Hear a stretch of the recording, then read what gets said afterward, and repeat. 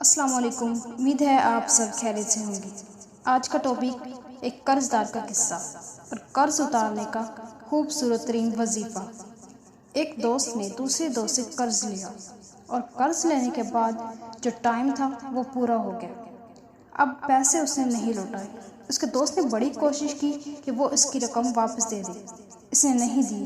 اب وہ یہ کیس لے کر عدالت میں چلا گیا اور جج صاحب سے جا کر اس نے کہا کہ اس نے پیسے دینے ہیں اور یہ میری رقم نہیں لوٹا رہا۔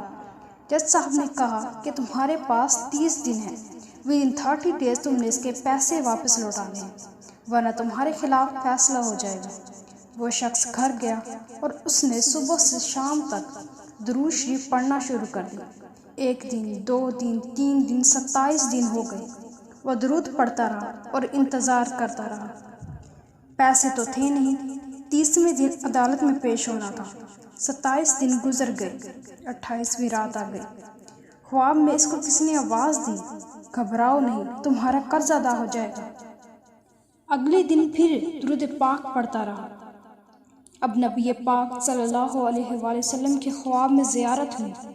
آقا علیہ الصلوۃ والسلام تشریف لائے اور فرمایا، گھبراؤ نہیں، تمہارا قرض ادا ہو جائے گا۔ تم علی بن عیسیٰ وزیر کے پاس جاؤ، اس سے کہو کہ وہ تمہارا قرض ادا کر دے گا۔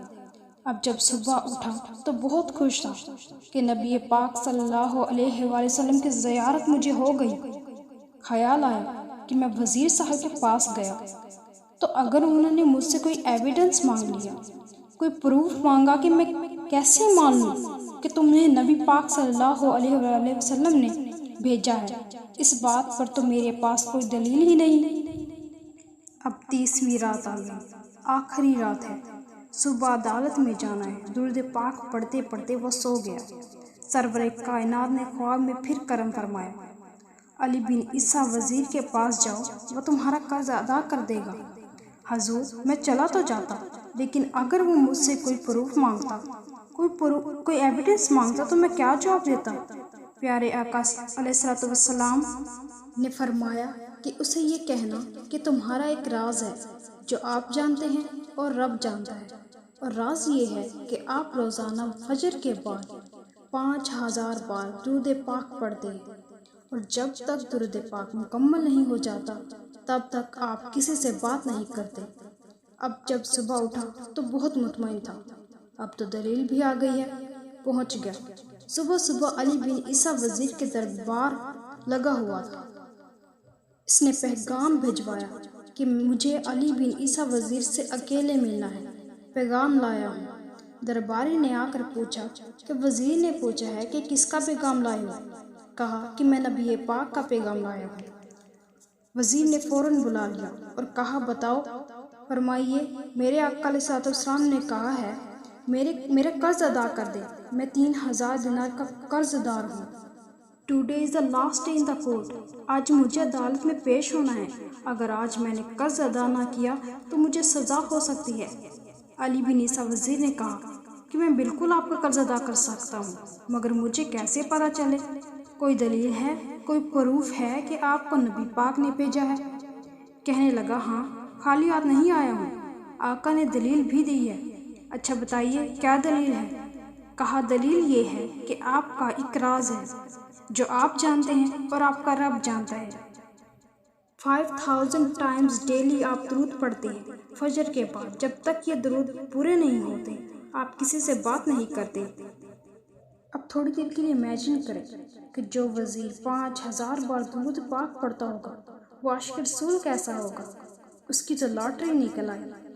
وہ تو خوشی سے جھوم اٹھا، کہا، مرحبا یا رسول اللہ، میرے درود پاک قبول ہو گئے، بہت خوش ہوا، ابھی بیٹھے آپ۔ کمرے میں گیا اور واپس آیا، 3000 دینار نہیں 9000 دینار لے کر آیا۔ کہتا، 3000 تو نبی پاک کا حکم، مرحبا یا رسول اللہ، اور 3000 لے جائیں، آپ کے قدم میرے گھر تک آئے، اس کے علاوہ اور 3000 لے جائیں، اس سے اپنے بچوں کے لیے کوئی کاروبار شروع کیجیے گا، اور ایک وعدہ بھی کیجیے، زندگی میں آئندہ جب بھی آپ کو کوئی ضرورت پڑے تو آپ میرے پاس آئیں گے، میں آپ کا بھائی ہوں۔ اب یہ دیوانہ بڑا خوش ہو کر عدالت پہنچا۔ Everybody expected over there کہ اس نے تو آج گرفتار ہی ہونا ہے. اس نے تو پہلے ہی کہہ دیا تھا کہ میں کولیپس ہو گیا ہوں.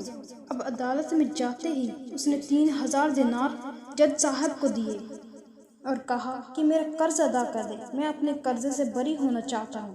جج صاحب ہوتے ہیں. انہوں نے کہا کہ قرضہ تو ادا کر دیں گے، لیکن پہلے بتاؤ پیسے لائے کہاں سے؟ تم تو کہتے تھے پیسے نہیں ہیں تمہارے پاس، اتنی بڑی رقم کیسے انتظام کی؟ اور بھری عدالت میں گویا اس نے زبان حال سے یہ کہہ کر اتنا دیا سرکار نے مجھ کو، اتنی میری اوقات نہیں. یہ تو کرم ہے ان کا، ورنہ مجھ میں تو ایسی کوئی بات نہیں. اب اس نے بھری عدالت میں سارا واقعہ سنا دیا کہ میں نے تو کچھ نہیں کیا. آقا خواب میں تشریف لائے. میں وزیر صاحب کے پاس گیا، انہوں نے یہ پیسے دیے. اس زمانے کے جج صاحب بھی کیسے ہوتے ہیں. وہ جج دوران عدالت کرسی سے اٹھ کر کمرے میں چلا گیا. تھوڑی دیر بعد جج صاحب واپس آئے اور 3000 دینار اس کے ہاتھ میں دیتے ہیں کہا سارا ثواب والی بن عیسیٰ وزیر ہی لے جائیں گے. میں بھی تو آقا کو امتی ہوں، تمہارا قرضہ میں ادا کرتا ہوں. اب جس نے کیس کیا تھا، سبحان اللہ کیا ماحول تھا، کیا انداز تھا، کیا دل تھے، وہ بھی دیکھ رہا ہے. میں بھی تو آقا کو امتی ہوں. رکے ذرا قلم کا کاغذ دیجیے، بندے کو میں قرضہ ہی معاف کر دیتا ہوں. سبحان اللہ، اچھا قرضہ ہو گیا معاف. اب تو 3000 جج صاحب نے بھی دے دیے.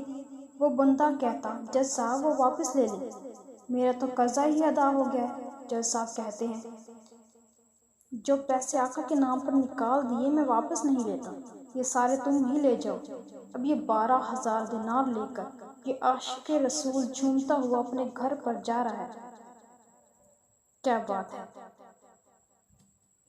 ایک رات پہلے ایک سنگل پین بھی اس کے پاس نہیں ہے، اور اگلے دن 12000 دینار ہے.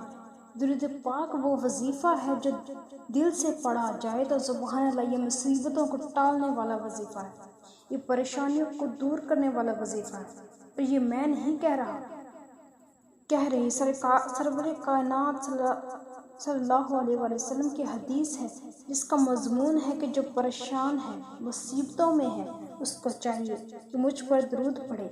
اور درود پریشانیوں کو لے جاتا ہے، مصیبتوں کو لے جاتا ہے. ایک شاعر نے کیا خوب لکھا ہے، ہر درد کی دوا ہے صلی علی محمد، ہر درد کی دوا ہے صلی علی محمد، تعویذ ہر بلا ہے صلی علی محمد. بے شک. سبحان اللہ. جزاک اللہ خیرہ.